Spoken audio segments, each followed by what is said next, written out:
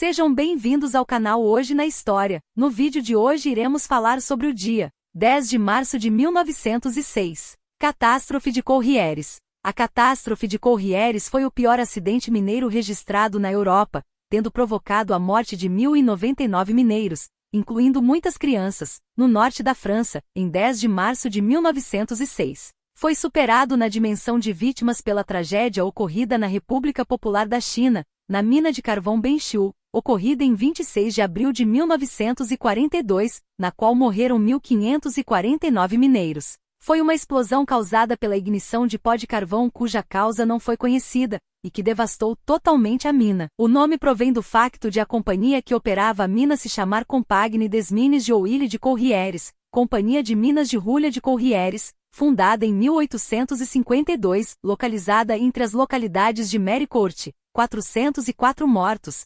Salaumines, 304 mortos, Billy-Montigne, 114 mortos, e Noyelles-sous-Lens, 102 mortos, perto de 2 km a leste de Lens, departamento de Pas-de-Calais a aproximadamente 220 km de Paris. A tragédia. Os poços da companhia datavam da época do Segundo Império, e tinham importantes túneis de hulha. O trabalho de extração era feito a profundidades entre 326 e 340 metros. Uma grande explosão, extremamente violenta, foi ouvida às 6 horas e 34 minutos da manhã de sábado, 10 de março de 1906. Uma jaula do elevador subterrâneo do túnel 3 saiu projetada pelos ares, danificando a entrada da mina. Vidros e tetos foram derrubados. Uma jaula do túnel 4 foi extraída contendo apenas mortos e vítimas inconscientes. Contrariamente ao que sempre se pensara, o incêndio que decorreu nos dias precedentes não seria a causa direta que contribuiu para degradar as condições de trabalho no fundo,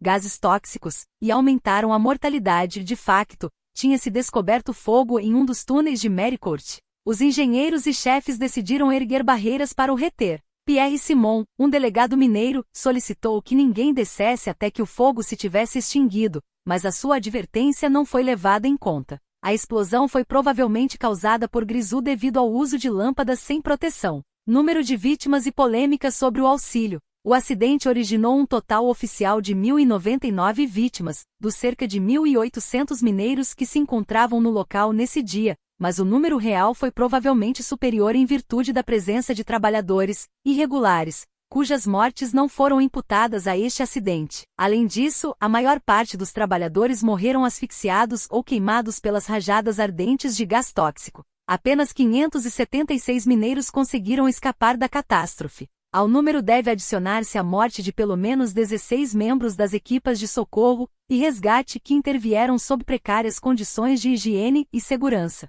O grande número de vítimas deveu-se em grande parte à obstinação da companhia mineira, que continuou o trabalho de exploração quando no fundo da mina havia um incêndio ainda não extinto, enquanto os fumos e gás tóxico ocupavam as galerias. Talvez o número de mortos pudesse ter sido menor se as buscas não se tivessem detido ao terceiro dia, e se uma parte da mina não tivesse sido tapada com um muro, para sufocar o incêndio e preservar a jazida. A gestão da crise por parte da companhia foi particularmente desastrosa para os mineiros e pelas suas famílias. A companhia foi acusada de ter ignorado a segurança dos mineiros, à custa de proteger a infraestrutura, em particular ao tomar a decisão de murar as galerias e de inverter o fluxo de ventilação de ar para extrair o fumo e sufocar o incêndio em vez de ajudar facilitando o trabalho dos socorristas, enviando-lhes ar fresco. Além disso, nos 3 primeiros dias, os corpos extraídos da mina não foram apresentados às suas famílias para serem identificados. Quando foi possível, não abriu mais que um só dia.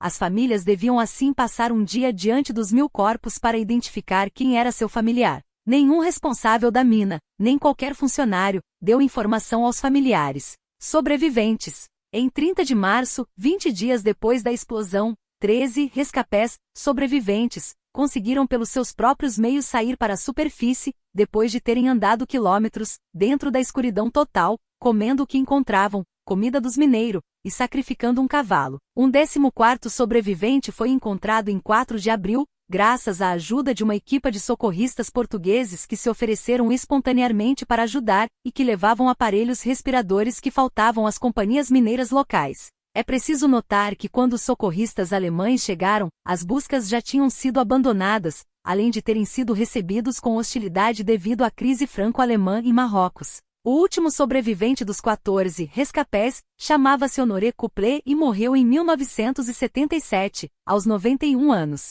De entre os sobreviventes, 2 continuaram a trabalhar na mina durante 42 e 45 anos, já que era o seu único modo de subsistência. Repercussão político-social. A comoção que se seguiu à polêmica sobre a gestão do auxílio deu origem a um grande movimento de greve. Em 13 de março, após as exéquias das primeiras vítimas, na fossa comum de Billy Montigny, sob uma tempestade de neve, na presença de 15 mil pessoas, o diretor da companhia foi recebido com insultos e gritos de assassino, e teve que fugir rapidamente. A multidão gritava: "Viva a revolução! Viva a greve!" No dia seguinte, os mineiros recusaram regressar ao fundo da mina. Os sindicatos convocaram uma greve. O movimento estendeu-se a todos os sítios mineiros da França e mesmo a Borinage, Bélgica. Em 16 de março, 25 mil trabalhadores declararam estar em greve, cifra que ascendeu a 60 mil. Os incidentes multiplicar-se-iam entre os grevistas e os que não o eram, mas também originou uma luta entre partidários do Sindicato Velho, dirigido por Emily Basley, e do Sindicato Jovem, afiliado na CGT e dirigido por Benoit Brochus.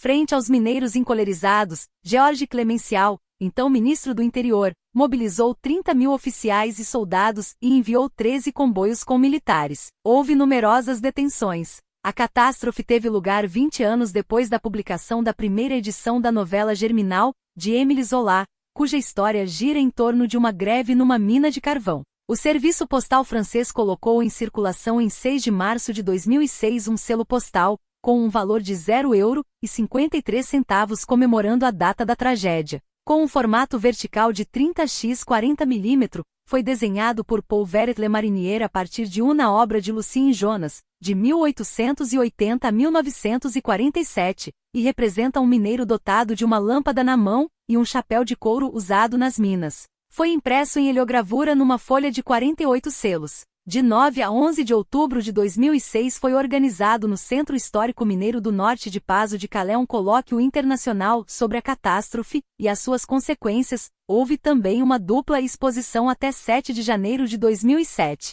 A língua francesa ficou com uma palavra nova com origem no incidente, rescapé, sobrevivente, com o mesmo sentido que réchappé, escapado. Comemoração. A necrópole de Méricourt abriga dentro de uma fossa comum, o silo, os corpos de 272 mineiros não identificados. Um monumento comemorativo foi edificado, outro lembra a catástrofe na localidade vizinha de Fouquières-les-Lens erigido em 4 de fevereiro de 1971. Quando foi o 100º aniversário da catástrofe, a comunidade de Lens-Levin organizou um percurso denominado Parcours des Rescapés entre a necrópole e o lugar do antigo Poço 2 de Billy Montigny, onde 13 sobreviventes conseguiram escapar à tragédia. Gostou do vídeo? Na descrição você encontrará o link do blog com o artigo completo. Dê um incentivo se inscrevendo no canal, curtindo, comentando e compartilhando com seus amigos. Abraços. Até o próximo.